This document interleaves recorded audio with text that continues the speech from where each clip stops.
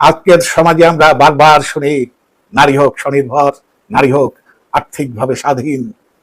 নিঃসন্দেহে এটি একটি প্রগতিশীল দাবি।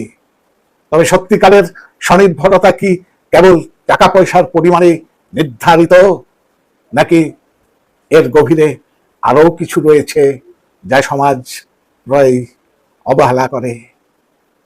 একজন সত্যিকার শক্তিশালী ও স্বনির্ভর নারীর অন্তত দুটি গুণ থাকে।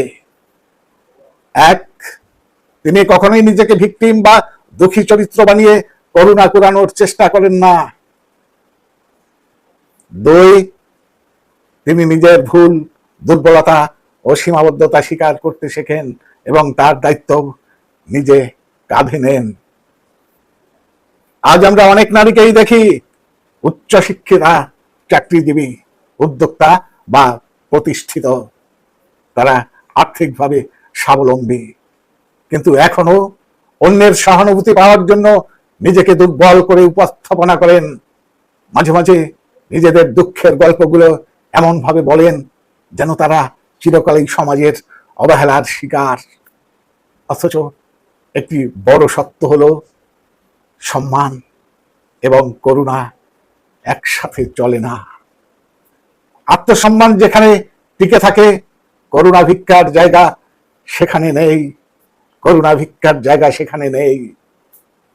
একজন সত্যিকার স্বনির্ভর নারী জানেন জীবনের প্রতিটি সিদ্ধান্ত, প্রতিটি ভুল তার নিজের। তাই তিনি কাউকে দোষারোপ করেন না, বরং ভুল থেকে শিক্ষা নিয়ে আরো পরিণত হয়ে ওঠেন। তিনি জানেন ক্ষমতা মানে শুধু নিজের খরচ চালাতে পারা নয়, বরং মানসিকভাবে আত্মনির্ভর হওয়া, নিজের ইমোশন, ইগো এবং আত্মসম্মানকে সঠিকভাবে পরিচালনা করতে পারা। অনেকেই শুধুমাত্র অর্থ উপার্জন করে ভাবেন তারা স্বাধীন, কিন্তু নিজের আত্মবিশ্বাস হারিয়ে অন্যের কাছে করুণা কামনা করে বা প্রতিনিয়ত নিজেকে ভিকটিম হিসেবে তুলে ধরে। কেউ কখনো প্রকৃত অর্থে মুক্ত হতে পারে না। এই অভ্যাস একজন মানুষকে ক্ষুদ্র করে দেয়, সে নারী হোক বা পুরুষ। বিশেষ করে নারীদের ক্ষেত্রে এটি আরো দুঃখজনক, কারণ সমাজে এই করুণা পাওয়ার সংস্কৃতি তাদের শেকলে বেঁধে রাখে। তাই প্রয়োজন শুধু অর্থনৈতিক স্বনির্ভরতা নয়, মানসিক স্বনির্ভরতা, আত্মবিশ্বাস, আত্মসম্মান এবং নিজেকে সত্যের আয়নায় দেখার সাহস।